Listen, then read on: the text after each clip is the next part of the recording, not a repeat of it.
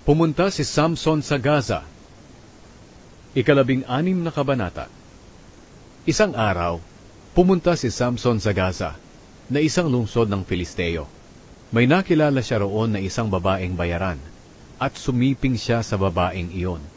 Nalaman ng mga taga-Gaza na naroon si Samson. Kaya pinalibutan nila ang lungsod at binantayan ang pintuan ng lungsod buong gabi. Hindi sila lumusob ng gabing iyon. Nagpasya sila na papatayin nila si Samson ng madaling araw.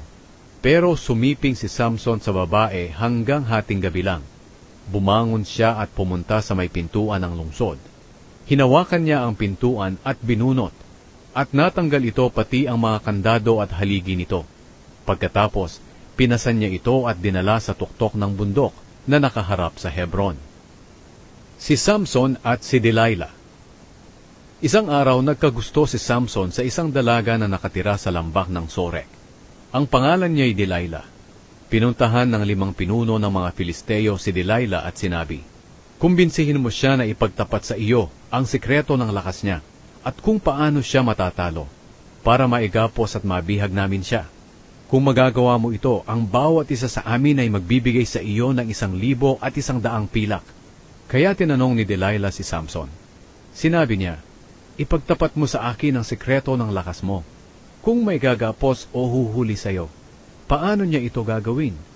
Sumagot si Samson, "Kung gagapusin ako ng 7 sariwang bagting ng pana, magiging katulad na lang ng karaniwang tao ang lakas ko." Nang malaman ito ng mga pinuno ng Filisteo, binigyan nila si Delilah ng 7 sariwang bagting ng pana at iginapos niya si Samson. May ilang mga Filisteo na nakatago noon sa kabilang kwarto. Pagkatapos, sumigaw si Delilah, "Samson, may dumating na mga Filisteo para hulihin ka." Pero nilagot ni Samson ang tali na parang lubid na nadarang sa apoy. Kaya hindi pa rin nila nalaman ang sikreto ng kanyang lakas. Sinabi ni Delilah kay Samson, "Niloko mo lang ako. Nagsinungaling ka sa akin. Sige na, ipagtapat mo sa akin kung paano ka maigagapos."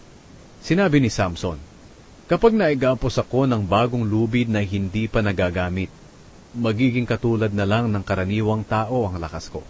Kaya kumuha si Delilah ng bagong lubid na hindi pa nagagamit, at iginapos niya si Samson. May ilang mga Filisteo na nakatago noon sa kabilang kwarto. Pagkatapos sumigaw si Delilah, "Samson, may dumating na mga Filisteo para dakpin ka."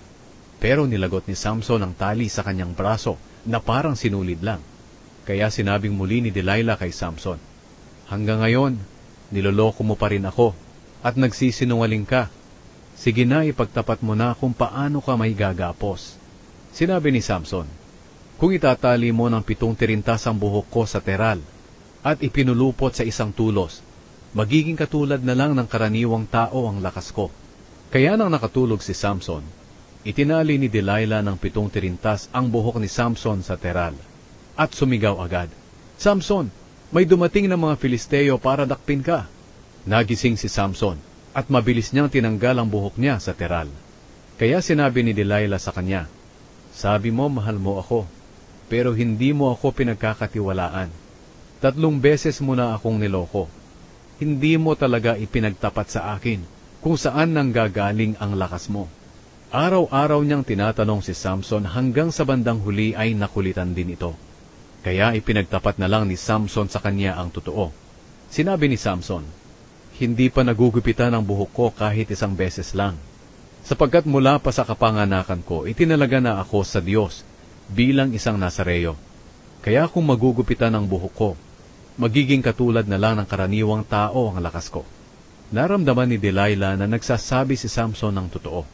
Kaya nagpautos siya na sabihin sa mga pinuno ng mga Filisteo na bumalik, dahil nagtapat na sa kanya si Samson. Kaya bumalik ang mga pinuno, dala ang perang ibabayad kay Delilah. Pinatulog ni Delilah si Samson sa hita niya. At nang makatulog na ito, tumawag siya ng isang tao para gupitin ang 7 tirintas ng buhok ni Samson. Kaya nanghina si Samson, at ipinadakip siya ni Delilah. Sumigaw si Delilah, "Samson, may dumating na mga Filisteo para hulihin ka." Pagbangon ni Samson, akala niya'y makakawala pa rin siya tulad ng ginagawa niya noon. Pero hindi niya alam na hindi na siya tinutulungan ng Panginoon. dinakip siya ng mga Filisteo at dinukit ang kanyang mga mata. Pagkatapos, dinala siya sa Gaza at kinadenahan ng tanso. Pinagtrabaho nila siya sa loob ng bilangguan bilang tagagiling ng trigo. Pero unti-unting tumubo ulit ang kanyang buhok. Ang pagkamatay ni Samson. Muling nagkatipon ang mga pinuno ng mga Filisteo para magdiwang at mag-alay ng maraming handog sa kanilang Diyos na si Dagon. Sa pagdiriwang nila ay nag-aawitan sila. Pinagtagumpay tayo ng Diyos natin laban sa kalaban nating si Samson. Labis ang kanilang kasiyahan at nagsigawan sila. Dalhin dito si Samson para magbigay aliw sa atin. Kaya pinalabas si Samson sa bilangguan. At nang makita ng mga tao si Samson, pinuri nila ang kanilang Diyos. Sinabi nila, pinagtagumpay tayo ng Diyos natin sa ating kalaban na nangwasak sa lupain natin at pumatay ng marami sa atin. Pinatayo nila si Samson sa gitna ng dalawang haligi at ginawang katatawanan. Sinabi ni Samson sa utusan na nag-aakay sa kanya, pahawakin mo ako sa haligi ng templong ito para makasandal ako. Siksikan ang mga tao sa templo. Naroon ang lahat ng pinuno ng mga Filisteo. Sa bubungan ay may 3,000 tao, lalaki at babae. Nagkakasayahan silang nanonood kay Samson. Nanalangin si Samson, O Panginoong Diyos, alalahanin niyo po ako. Kung maaari, ibalik niyo po ang lakas ko kahit minsan pa, para makaganti po ako sa mga Filisteo sa pagdukit nila sa mga mata ko. Kumapit si Samson sa dalawang haliging nasa gitna ng templo na nakatukod sa bubungan nito.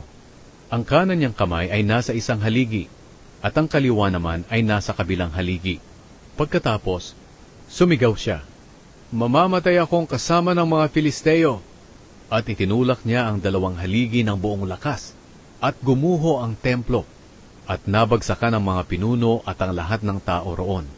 Mas maraming tao ang napatay ni Samson sa panahong iyon kaysa noong nabubuhay pa siya. Ang bangkay ni Samson ay kinuha ng mga kapatid at kamag-anak niya at inilibing sa pinaglibingan ng ama niyang si Manoah, doon sa gitna ng Zora at Estaol. Pinamunuan ni Samson ang Israel sa loob ng 20 taon.